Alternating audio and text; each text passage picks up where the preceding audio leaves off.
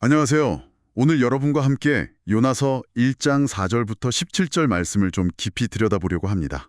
네, 반갑습니다. 하나님의 피에 달아나던 요나, 그리고 그를 깨우시는 하나님의 방식.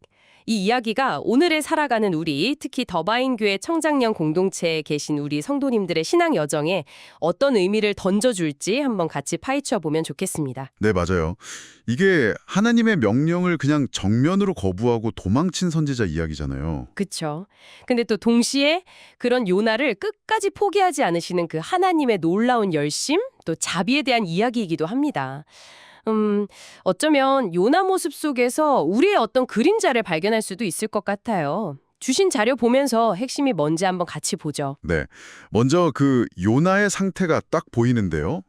하나님을 피해서 다시스로 가려고 욥바로 내려가고 야라드라고 하죠. 네, 내려가다. 그리고 배에서도 그냥 탄 게 아니라 가장 깊은 미층으로 또 내려가서 잠이 들어요.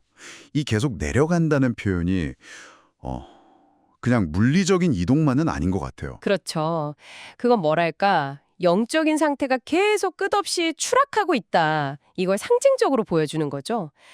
근데 더 흥미로운 건 그 상황의 대비예요. 대비요? 네, 밖에서는 막 배가 부서질 것 같은 폭풍우가 몰아치고 그 이방인 선원들조차 막 자기 신들 찾으면서 살려고 발버둥 치는데 아, 필사적이네요. 네, 근데 정작 하나님의 사람이라는 요나는 그 모든 소란에서 제일 먼 곳, 배 밑바닥에서 아주 깊은 잠에 빠져 있다는 겁니다. 이 깊은 잠이라는 게 영적으로는 완전 무감각한 상태, 현실 도피, 뭐 그런 걸 의미한다고 볼 수 있겠죠. 와, 정말 심각하네요. 그렇게 깊이 잠든 요나를 그럼 하나님은 어떻게 깨우시나요? 직접 뭐 나타나시거나 그런 건 아닌 것 같은데요. 하나님께서는 그 거센 폭풍을 바다에 던지셨다라고 표현해요. 히브리어로 툴이라고 하는데 이게 마치 창을 던지는 것처럼 아주 강력하게 개입하신다는 뉘앙스거든요. 아, 던지셨다. 네. 배가 거의 뭐 부서질 지경까지 위기 상황을 만드시는 거죠. 근데 여기서 진짜 아이러니한 건요. 하나님이 이방인 선장을 통해서 요나를 깨우신다는 거예요. 아, 이방인 선장이요? 네. 선장이 와서 자는 자여 어찌함이냐 일어나서 네 하나님께 구하라 이렇게 소리치잖아요. 하나님한테서 도망치던 선지자가 하나님을 모르는 이방인에게서 네 하나님을 찾아라 이런 말을 듣는 이 상황. 정말 놀랍지 않습니까? 와, 진짜 생각지도 못한 방식이네요. 그 아이러니가 심지어 생명을 대하는 태도에서도 계속 이어진다고요? 그렇습니다. 요나는 폭풍의 원인이 자기인 걸 알잖아요. 그러니까 너무 쉽게 나를 들어서 바다에 던져라 이렇게 말해요. 자기 생명은 물론이고 다른 사람들 생명에도 별로 무게를 안 두는 것처럼 보여요. 아, 좀 무책임하게 들리기도 하네요. 그렇죠. 반면에 이방인 선원들은 어떻게든 요나를 살려보려고 필사적으로 노를 졌거든요. 하나님을 안다고 하는 요나보다 오히려 이방인들이 생명의 가치를 더 존중하고 또 보이지 않는 어떤 신적인 존재에 대한 두려움, 경외심 같은 걸 보여주는 것 같아요. 그 모습이 오늘 우리를 좀 돌아보게 하는 것 같아요. 혹시 우리도 하나님의 자비를 너무 우리 안에만 가두고 있지는 않은가요? 뭐 우리 가족, 우리 교회, 우리 공동체, 물론 소중하죠. 하지만 하나님의 마음은 모든 사람, 모든 열방을 향하는데 말이죠. 요나처럼 우리 울타리 밖의 영혼들한테는 좀 무관심한 그런 모습은 아닐지 점검이 필요해 보입니다. 네, 맞아요. 그리고 또 예수님의 마지막 명령이 있잖아요. 부활의 증인이 되라. 이 부르심 앞에서 혹시 우리 어떤 안위나 자존심 때문에 머뭇거리면서 영적인 잠에 빠져 있는 건 아닌지. 그 소스 자료에 어떤 성도님 간증도 있었던 것 같은데? 네, 있었죠. 네. 때로는 하나님께서 우리 삶의 배를 막 흔드시는 그런 고통을 통해서라도 우리를 그 잠에서 깨워서 다시 당신께로 돌이키길 원하신다는 거죠. 그렇다면 요나가 바다에 던져진 것, 그 되게 고통스러운 경험인데 그것마저도 하나님의 자비라고 볼 수 있는 건가요? 이게 심판이 아니고요. 바로 그 지점이 핵심입니다. 그게 그냥 벌, 심판 이게 아니고요. 오히려 하나님의 뜻과는 상관없이 살아가려는 그 완고함, 그 자기중심적인 신앙 있잖아요. 그걸 부수고 그를 깊은 잠에서 깨우시려는 하나님의 아주 적극적인 자비였다는 거죠. 아, 자비? 네. 그를 살리고 또 배 안의 사람들도 살리고 궁극적으로는 니느웨의 수많은 생명을 구원하시려는 그 큰 그림의 시작이었던 겁니다. 하나님께서 예비하신 큰 물고기가 요나를 삼켰다는 표현도 원어를 보면 그 뉘앙스 중 하나가 파괴하다는 의미도 있어요. 파괴하다. 네, 그러니까 그의 옛 자아, 불순종의 모습을 철저히 깨트려서 새롭게 하시려는 하나님의 강한 의지를 보여주는 거죠. 우리가 이렇게 영적으로 둔감해질 때 하나님은 때로는 좀 고통스럽더라도 우리 삶을 흔들어서 깨우신다는 거군요. 그게 우리를 버리시는 게 아니라 오히려 그만큼 사랑하시니까 포기하지 않으신다는 뜻으로 그렇게 받아들일 수 있겠네요. 맞습니다. 그게 바로 우리를 향한 하나님의 열심이에요.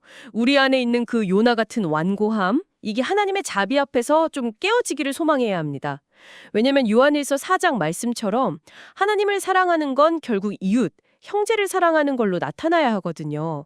하나님의 자비는 나 혼자 누리라고 주신 게 아니라 나를 통해서 흘러가서 세상을 살리는 통로가 되기 원하시는 거죠. 오늘 요나 이야기를 통해서 이 영적 잠에 빠지기 쉬운 우리의 연약함, 그리고 그럼에도 불구하고 우리를 막 흔들어 깨우시는 하나님의 그 집요하고 자비로운 사랑을 다시 한번 생각하게 됩니다. 혹시 지금 여러분 하나님의 부르심 앞에서 좀 망설이거나 외면하고 있진 않으신가요? 어쩌면 지금 여러분의 삶을 흔드는 어떤 어려움이 있다면 그게 바로 여러분을 더 깊은 사랑과 또 사명의 자리로 부르시는 하나님의 손길일 수 있습니다.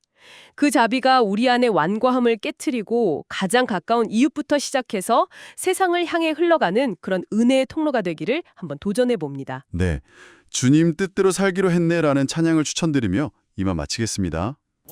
1, 2, 3, go.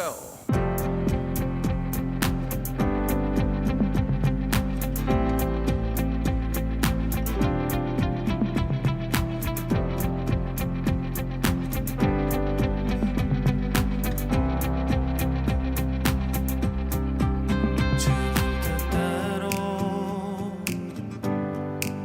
살기로 했네.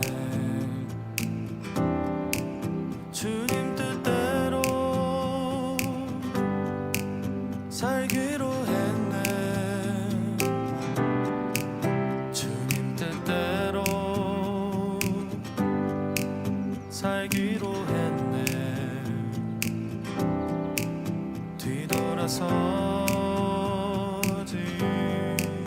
않겠네. 이 세상 사람 날 몰라줘도 이 세상 사람 날 몰라줘도 이 세상 사람 날 몰라줘도 뒤돌아서지 않겠네. 뒤돌아서지 않겠네. 어떠한 시련이 와도 수많은 유혹 속에도 신실하신 주님 약속만 붙들리라. 세상이 이해 못하고 우리를 조롱하여도 신실하신 주님 약속만 붙들리라. 결코 돌아서지 않으리.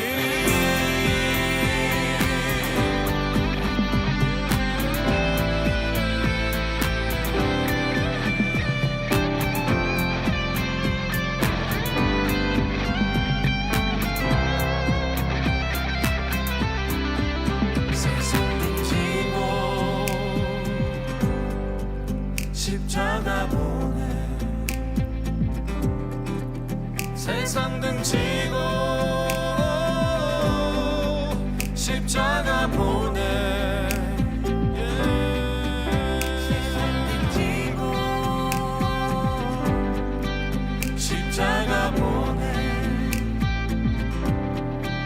뒤돌아서